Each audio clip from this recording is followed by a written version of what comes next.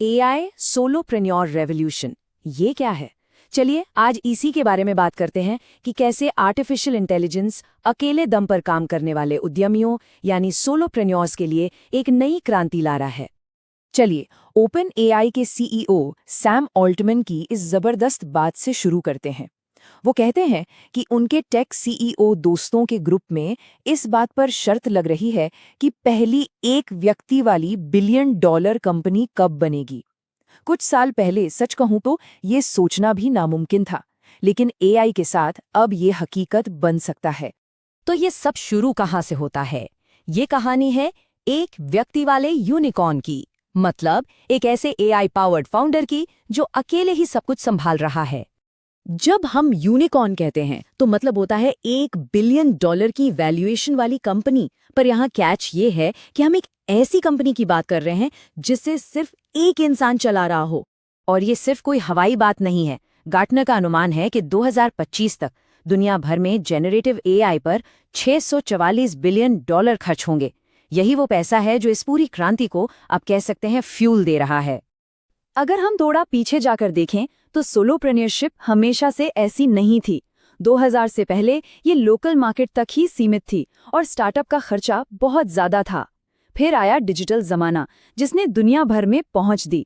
लेकिन अब AI automation के साथ एक अकेला व्यक्ति भी बड़े पैमाने पर प्रोफेशनल काम कर सकता है। तो सवाल ये उठता है कि कोई इसकी शुरुआत करे तो कैसे करें?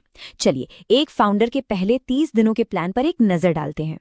ऑपस क्लिप, जो खुद एक सफल एआई स्टार्टअप है, उसके सीईओ एक बहुत ही सीधा साधा प्लान बताते हैं। पहले 2-3 हफ्ते लगाकर अपनी नीश को, मतलब अपने खास कस्टमर ग्रुप को अच्छे से समझिए। फिर कुछ ही दिनों में एक सिंपल सा प्रोटोटाइप बनाइए, उसे यूजर्स को दिखाइए, फीडबैक लीजिए और हाँ, पहले दिन से ही ये सोचिए कि इसे दूसरों से अलग और बेहतर कैसे बनाना है। और यहीं पर एक बहुत जरूरी बात सामने आती है, एक माइंडसेट की बात। ओपस क्लिप के सीईओ कहते हैं एक शानदार डेमो नहीं बल्कि एक प्रोडक्ट के साथ असली बिजनेस बनाना चाहिए। तो एक कूल डेमो और एक असली बिजनेस में आखिर फर्क क्या है? चलिए समझते हैं। कूल डेमो जादू जैसा लगता है और लोग कहते हैं वाह क्या कमाल की चीज है। लेकिन एक असली बिजनेस किसी की असल जिंदगी की मुश्किल को हल करता है और लोग पूछते हैं ठीक है, इसकी कीमत क्या है? लेकिन हाँ, एआई का इस्तेमाल करना हमेशा फूलों की सेज नहीं होता। अब थोड़ी हकीकत की बात करते हैं, वो आम गलतियां जिनसे हर फाउंडर को बचना चाहिए। यहाँ 6 आम गलतियां हैं जिनसे बचना बहुत जरूरी है। पहला, ये सोचना कि एआई कोई जादुई बटन है जो सब कुछ अपने आप कर देगा। दूसरा है हेलुसिनेशन, मतलब जब एआई गलत जानकारी को भी पूरे कॉन्फिडेंस से सच बता देता है। तीसरा है इनहेरिटेड बायस, यानी एआई अपने डेटा से पक्षपात सीख सकता है। फिर है एआई पर हद से ज्यादा निर्भर होना, जिससे अपनी स्किल्स कमजोर पड़ सकती हैं। पांचवा है अनएक्सपेक्टेड एज केसेस, यानी अचानक आई मुश्किलें। और आखिरी है लोगों की मदद करने के बजाय उन्हें नौकरी से निकालने की सोच रखना। एआई हैलुसिनेशन, ये शब्द सुनना और समझना बहुत जरूरी है। इसका सीधा सा मतलब है जब एआई मॉडल झूठी, बेतुकी या गलत जानकारी को भी सच की तरह पेश करता है। ऐसा अक्सर इसलिए होता है क्योंकि उसे एक मददगार असिस्टेंट बनने के लिए ट्रेन किया गया है, जो हमेशा सहमत दिखे। तो इतने सारे जोखिमों के बीच एक फाउंडर ये फैसला कैसे ले कि कोई एआई प्रोजेक्ट शुरू करने लायक है भी या नहीं?